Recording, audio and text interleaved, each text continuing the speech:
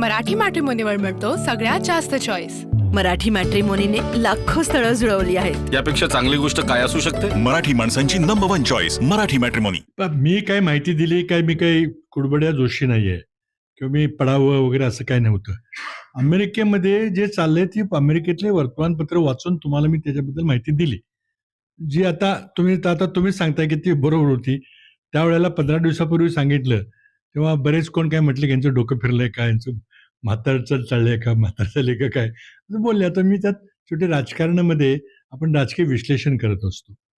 मी आता कोणाचे नाव घेतलेलं नाही, एवढंच म्हटलं की भारतातले काही प्रमुख मंडळी असण्याची शक्यता आहे आणि ते जर असतील तर त्याचा परिणाम भारताच्या राजकारणावर होईल, हे माझं विधान मी ठाम आहे। आता अजून काही माहिती आलेली नाही। अमेरिकेमध्ये पहाटेचे 3:45 वाजलेले आहेत। समजा 9 वाजता, 10 वाजता, 11 वाजता जर बातम्या यायला सुरुवात झाली तर ते अजून 7-8 तास आहेत। तर जोपर्यंत काही ठोस माहिती येत नाही तोपर्यंत मी काही बोलणार नाही।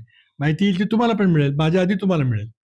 त्यात काय असेल तर तुम्ही त्याचं विश्लेषण पुढं करा। काय मला फक्त सांगायचं होतं की तारीख महत्त्वाची आहे, त्यामध्ये काही चुकीचं नव्हतं। कारण मी अमेरिकेतली वर्तमानपत्र वाचून, अमेरिकेतल्या संसदेची कारवाई वाचून मी बोललो होतो, हवेत काय बोललो नव्हतो मी। आता लोकांनी 15 दिवसापूर्वी बोललो होतो, तारीख तुम्हाला 19 डिसेंबर दिली होती। आता ते 19-20 डिसेंबर, कारण आपल्याकडे 12 तासाचं अंतर आहे ना त्यांच्यामध्ये आणि आपल्यामध्ये, ती 20 असू शकते। पण आज तिथं अमेरिकेतल्या 19 तारखेला सबंध एप्स्टीन फाईलची माहिती जाहीर करावीच लागणार आहे, असा अमेरिकेचा कायदा आहे। एवढंच मी तुम्हाला सांगितलं, दुसरं काही सांगितलं नाही। तसे नावं काय असतील तर भारताच्या राजकारणात परिणाम होईल।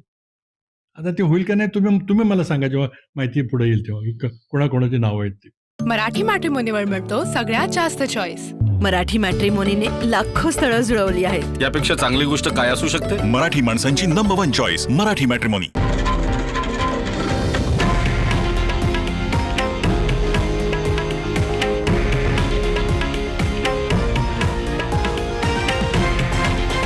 हे आहे देशातील नंबर 1 न्यूज नेटवर्क आणि आपण पाहत आहात TV9 मराठी, एकमेव।